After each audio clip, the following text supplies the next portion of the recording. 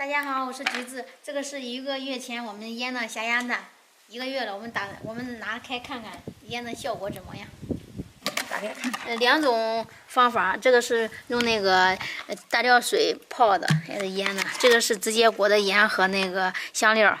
下面我把它拿出来。这个用那个漏的捞。漏，找一个那个无油无水的这个工具把它取出来。待会儿我们煮看一下这个腌的效果怎么样。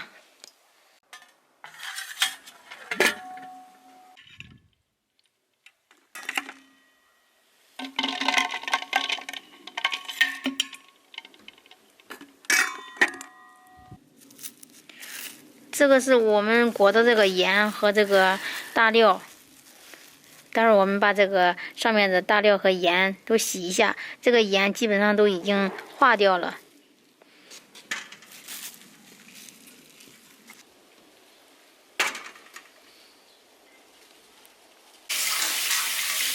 2种腌制的方法，我各取试了4个鸭蛋，待会儿我们煮熟看一下腌的效果怎么样。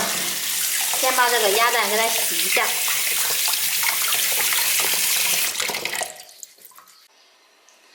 刚才我又把鸭蛋给洗了一下，下面我们开始煮鸭蛋。这个鸭蛋我给它区分开了，因为我们是用2种那个方法腌制的嘛。接下来我们把它放到水里面给它煮熟，待会儿我们看一下腌的效果怎么样。下面我们把这个鸭蛋给它煮熟，煮好了。经过1个多月的这个鸭蛋腌制哈，已经腌好了，我煮熟了，我切开看一下腌的效果怎么样。先把这个芯儿给抖的。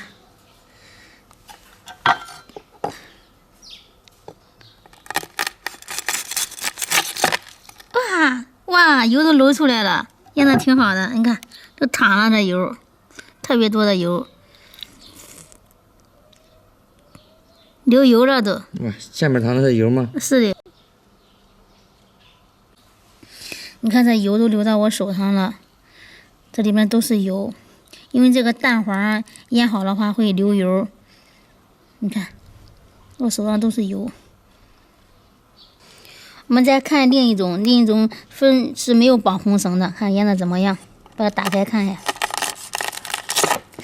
哇，这个腌的也挺好的。都出油了，你看，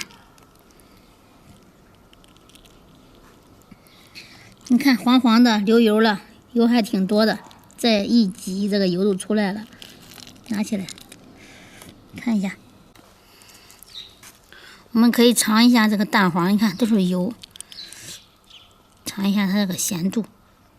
你看腌的好，净油。是的。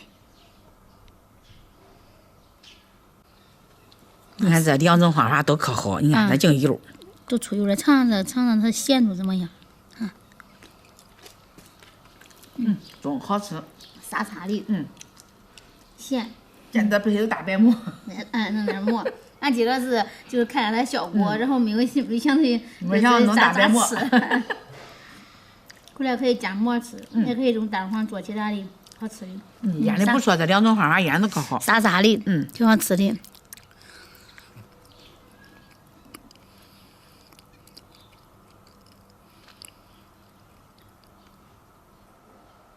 这个有点咸，要配着馒头吃，吃起来应该很美味。然后反正都是腌好了，这2种方法，一种是用大料水泡的，一种是用盐裹的，都流油了。大家喜欢的话也可以试一下。这2种方法腌都中，都可好。今天我们的效果都也展示到这里哈。这个这蛋黄可惜了，弄开来我给俺妈吃的，剩下俺就不切了，到时候俺可以弄大白馍了再吃。